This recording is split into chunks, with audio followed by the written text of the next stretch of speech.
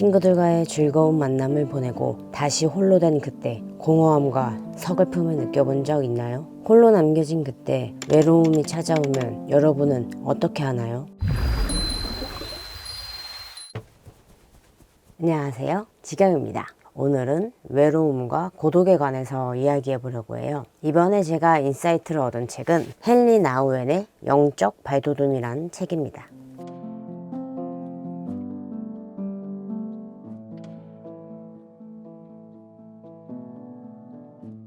모두가 하하 호호 웃으면서 이렇게 이야기하는데 나만 동떨어져 있는 것 같을 때, 학교에서나 회사에서나 나와 진정으로 마음을 나눌 친구가 없다고 느낄 때, 혹은 사람들이 나에게 무관심할 때, 아니면 누군가랑 연락하고 싶어서 연락처를 뒤져보는데 딱히 연락할 사람은 없을 때, 이 외에도 우리는 많은 순간 외로움을 느끼는 것 같아요. 인간에게 가장 보편적으로 고통을 느끼는 것 중에 하나가 이 외로움이라는 것이죠. 특히나 저는 요즘 세상이 이 외로움이라는 것을 더 부각시키고 문제라고 주목하는 것 같아요. 근데 그러면서도 이 본질적인 외로움을 어떻게 바라봐야 하는 것인가에 대해서 제대로 얘기해 주는 것이 아니라 이 외로움을 잠시간 마비시킬 수 있는 자극적인 컨텐츠와 우리의 눈과 귀를 홀리는 상품들을 내놓고 그것을 광고하면서 이것을 가지면 공허한 우리 마음을 잠시간 채울 수 있을 거라 말하지만, 그렇게 사들인 상품,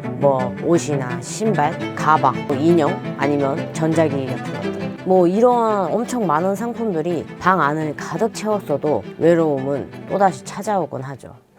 그럼 이 뗄려야 뗄 수도 없고 그렇다고 나에게 지대한 영향력을 끼치는 이 외로움을 도대체 어떻게 마주해야 될까요? 저는 외로움에서 도망치면 평생 외로움에서 벗어날 수 없다는 걸 알았어요. 그리고 내 안에 외로움을 마주하고 더 깊이 들어갔을 때 더 이상 외로움이라는 것이 아니라 고독이라는 것을 마주하게 되었어요.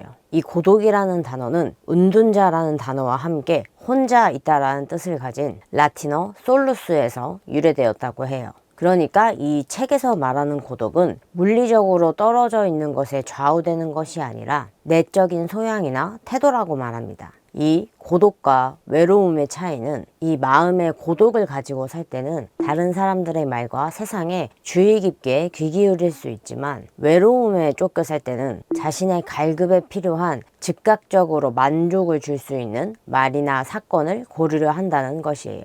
이렇게 차이를 아주 분명하게 이야기합니다. 저는 외로움이 아니라 마음의 고독이 무엇인지 알았을 때, 제가 느낀 고독은 나를 한층 알아가고 나아가서 사람들을 이해하고 사랑할 수 있는 시간이 되었어요. 그럼 제가 어떻게 외로움에서 마음의 고독으로 넘어갈 수 있었는지 저의 이야기를 해드릴게요. 저는 어릴 때부터 친구들이랑 노는 걸 정말 좋아했어요. 노는 걸 좋아하는 만큼 또 친구들이 많기도 했죠. 그래서 학창시절에는 약간 반에서 웃기는 거 좋아하고 장난도 많이 치고 그런 애였어요. 그때는 제가 워낙 시끄럽게 하고 다녀가지고 이제 밑에 학년 남학생들이 학교 이제 축제를 하는데 저를 MC로 추천한 거예요. 그래서 학교 축제 MC가 되기도 했죠. 제가 얼마나 활발했는지 짐작이 좀 가시겠죠? 성인이 되어서는 시대에 유행하는 것들 있잖아요. 유행했던 영화나 음악 그런 것뿐만 아니라 유행하는 옷 스타일, 아니면 핫플레이스나 전시 같은 데를 친구들이랑 진짜 불이 나게 쫓아다니곤 했거든요. 그래서 거기서 막 사진 찍어가지고 친구들한테 자랑하고 그랬어요. 그리고 술에 왕창 취해가지고 다음날에 이제 죽겠다 이러면서 해장을 해요. 그런데 저는 이렇게 술에 취해서 해장하고 꼭 이런 거를 티내는 게 뭔가 잘 나가는 인싸? 되게 친구가 많은 그런 이미지로 보인다 생각했나 봐요. 그래서 정말 일주일에 7일을 친구들을 만나면서 또 수시로 연락도 했어요. 그러니까 혼자 있는 시간은 전혀 없었던 거죠. 진짜 아주 잠깐의 혼자 있는 시간이라도 있으면 바로 동네 친구한테 전화해서 산책을 하자고 하거나, 아니면은 산책을 할 수 없으면 전화로 그냥 계속 떠드는 거죠. 정말 고요한 시간이라고는 찾아볼 수가 없었어요. 그런 잠깐의 고요함, 혼자됨을 한 번도 그런 시간을 가진 적이 없으니까 저 스스로가 외로움을 느끼지 않는다고 착각한 거예요. 그렇게 진짜 정신없이 20대를 보내고 제가 29살 때 처음으로 외로움을 마주했어요. 저는 이때가 저의 인생의 전환점이라고 생각합니다. 29살 때 사귀던 사람이랑도 헤어지고 취업은 했는데 그 취업한 직장 내에서도 잘 지냈어요. 그런데 그게 뭔가 저와 맞지 않는다고 느낀 거죠. 게다가 이제 초등학교 때부터 알고 지낸 친구들이 있는데 정말 비밀이 없을 정도로 가까웠던 친구들이랑도 대판 싸우면서 연락이 아예 끊어지게 된 거죠. 그때가 이제 제 인생 처음으로 홀로 된 순간이었어요. 처음 이제 홀로 되었다 하는 것을 느꼈을 때 정말 공허하고 뭐라 해야 될까요? 숨 쉬는 것조차 이상하게 느껴졌어요. 그러니까 집에 있어도 사람이 없이 이렇게 텅 비어 있는 공간 자체가 너무 두려웠어요. 그냥 손이 막 이렇게 발발발 떨리고 솔직히 누구라도 붙잡고 막 이야기를 나누고 싶은 거예요. 불안하니까. 그래서 이제 연락처를 하나하나 살펴보는데 제가 얘기를 나눌 만한 제 속마음을 터놓을 만한 친구가 없는 거예요.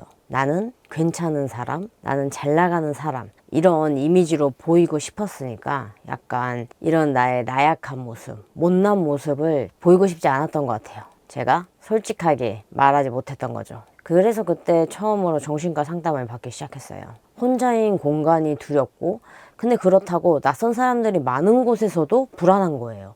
그러니까 저는 어디에서도 안정을 찾을 수가 없었어요. 그래서 약간 해결법을 찾듯이 되게 집착하듯이 책을 읽었던 것 같아요. 차라리 책이라도 읽으면 뭐라도 붙들 수 있으니까. 그때 이제 책이 저한테 잠시나마 위안이 되어 주었던 거죠. 책을 읽고 또다시 어두운 밤의 시간을 보내고 매일 저의 감정을 일기장에 써내려가고 이런 날들을 반복하다 보니까 어느 날인가 책을 더 이상 읽고 있지 않아도 이 새벽을 보낼 수 있겠다 하는 날이 왔어요. 그리고 그때 저 스스로한테 나는 지금 왜 이렇게 두렵고 불안한가? 친구들이 없으면 나는 존재의 의미가 없나? 그게 아니라면 나는 왜 혼자 있는 시간을 두려워하는가? 이런 질문을 계속 꼬리에 꼬리를 물고 이어갔어요. 사람들에게 관심받고 인정받는 것이 그렇게 중요한가? 그럼 관심과 인정 없이도 혼자 잘 사는 삶은 어떤 삶인가? 애초에 외로움이 뭐길래 나는 이 외로움에 이렇게도 아파하는가? 그렇게 계속 저 스스로에게 물어보고 생각하고 물어보고 생각하고 물어보고 생각하고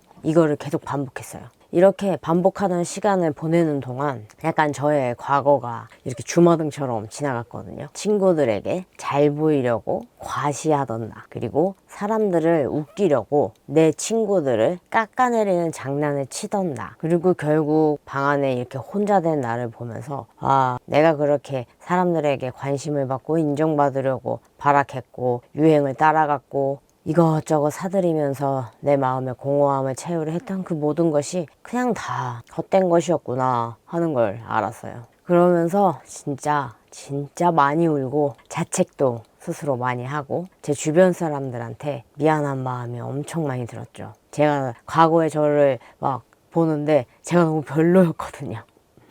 저는 이때 전까지는 제가 잘나서 좋은 사람들이 옆에 있는 줄 알았어요. 근데 그게 아니라 그 사람들이 좋은 사람들이어서 제 곁에 남아준 거였더라고요. 내가 형제를 진정으로 사랑할 수 있게 해주는 온유함을 발견하게 되는 것은 바로 깊은 고독 가운데서이다. 나는 홀로 있을수록 그들에 대해 더 깊은 애정을 갖는다. 그것은 순수한 애정이며 다른 이들의 고독에 대한 존중으로 충만한 애정이다. 이전에 저는 진짜 친한 친구라면 서로에게 비밀이 없어야 한다. 이 정도로 정말 모든 것을 터놓고 이야기했어요. 그런데 그렇게 가까워진 거리는 친구를 존중하는 마음을 사라지게 만들더라고요. 저는 가깝다고 친한 친구라는 명목하에 친구의 잘못을 제 멋대로 지적하고 비판했죠. 뭐 친구가 어떤 고민을 하고 선택을 한 것에 있어서 이해해주고 응원할 때도 있었지만 그런데 친구가 한 그 선택이 제가 한 선택과 다르고 뭔가 친구가 한 선택이 잘못된 선택이라는 판단이 들면 뭐 이런 거 있잖아요. 친구로서 하는 말인데 이러면서 제가 생각했을 때 좋은 선택을 친구한테 들이밀고는 이렇게 하라고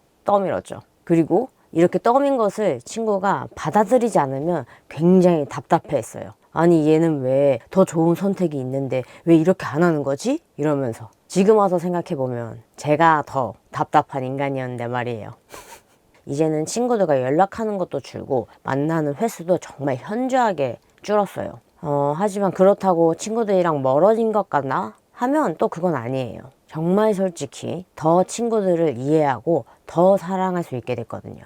친구들과 떨어져 있는 시간 동안 친구들이랑 지냈던 그런 행복한 순간을 다시금 되새기고 또 그 행복감을 다시금 곱씹어 보기도 하고 또 이렇게 그 순간이 아니라 한 발자국 떨어져서 보니까 가까이서 이제 볼 수 없던 친구의 이런 장점, 매력을 좀 한 발짝 멀리서 다시 곱씹어서 생각했을 때, 아, 내 친구는 이러한 매력도 있고 이러이러한 장점이 또 있었구나 하는 걸 발견할 수 있었거든요. 그러니까 오히려 친구들한테, 주변 사람들한테 더 고맙고 애틋해지더라고요. 또 이제는 저 혼자 저 스스로와 보내는 시간을 굉장히 즐기게 되었고요. 이제는 외로움에 쫓겨서 사는 것이 아니라 마음의 고독이 주는 진정한 나를 마주하는 그 평온한 시간을 어떻게 누릴지 알거든요.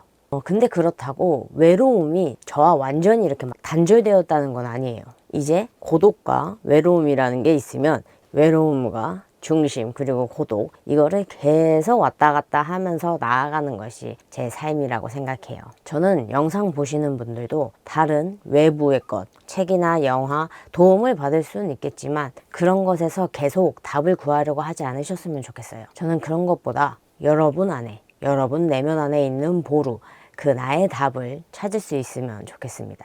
아무리 뛰어난 현자라도 여러분의 문제를 완벽하게 해결해 줄 수는 없거든요. 오직 우리 안에 내면에서만이 정말로 세상 그 누구보다 우리의 문제를 완전하게 완벽하게 이해하고 있고 답을 내줄 수 있다 생각하거든요. 여러분 내면에는 스스로 답을 찾을 능력이 충분히 있습니다.